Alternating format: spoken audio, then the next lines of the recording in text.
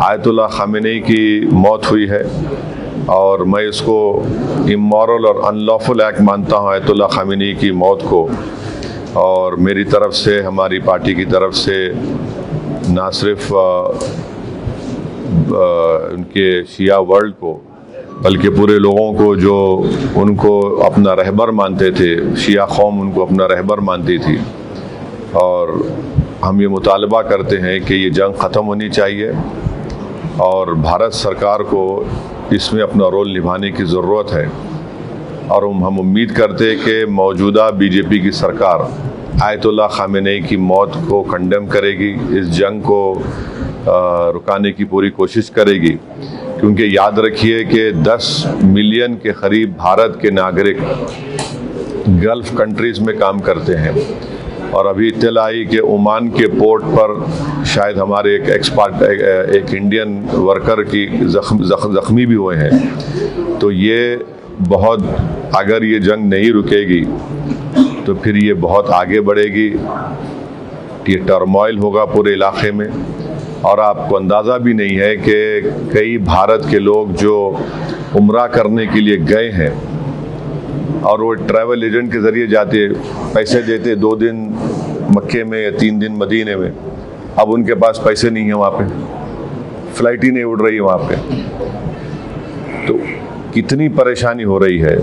और साथ ही साथ आप ये भी बात जानते हैं कि हमारे जो पड़ोसी मुल्क है और जो इज़राइल है, ये दोनों मुल्क अपने पड़ोसियों को चैन से जीने नहीं दे रहे।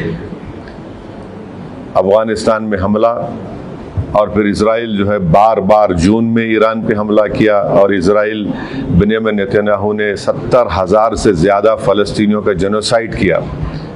ये जेनोसाइडल रजीम है और जो हमेशा शरारत करते रहते हैं।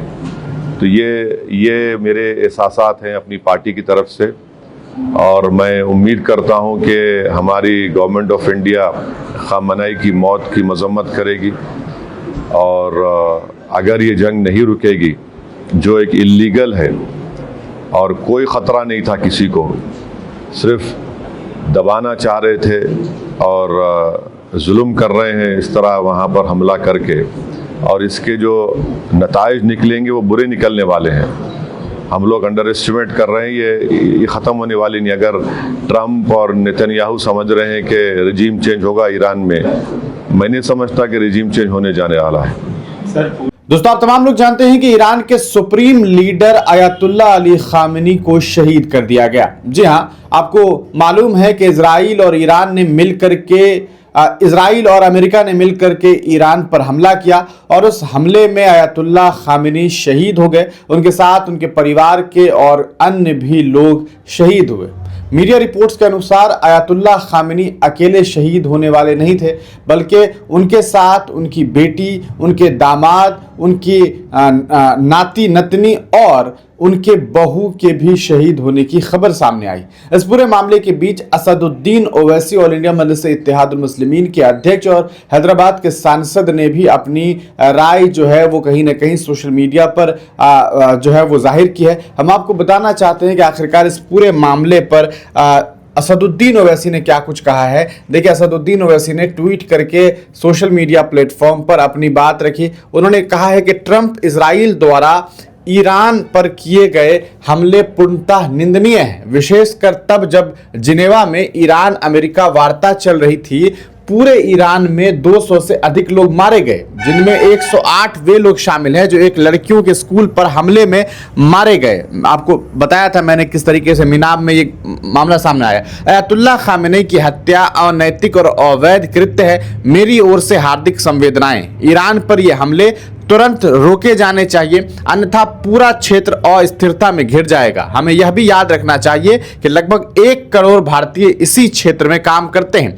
इजराइल का ईरान पर और पाकिस्तान का अफगानिस्तान पर हमला यह दिखाता है कि इजराइल और पाकिस्तान अपने अपने पड़ोस में आक्रामक और उपद्रवी शक्तियां हैं। मौत की लेकिन दिले दाना को कुछ परवाह नहीं, शब की खामोशी में जुज हंगामाए फरदा नहीं। मौत को समझते हैं गाफिल इख्तिताम ज़िंदगी है ये शाम ज़िंदगी सुबह दवाम ज़िंदगी। तो ये असदुद्दीन ओवैसी ने सोशल मीडिया प्लेटफॉर्म एक्स पर ट्वीट करके खिराज अक़ीदत जनाब मरहूम शहीद आयतुल्लाह अली ख़ामेनी को उन्होंने पेश की है। आपको बताते चलें, ईरान के ऊपर एक ज़बरदस्त हमला जो है कहीं ना कहीं इजराइल और अमेरिका ने मिल करके किया और 86 साल के एक बूढ़े शख्स की हत्या करके लोग आज जश्न मना रहे हैं। इस वीडियो को देखने के बाद आप क्या सोचते हैं, कमेंट सेक्शन में अपनी प्रतिक्रिया ज़रूर लिखिएगा। वीडियो देखने के लिए बहुत बहुत शुक्रिया।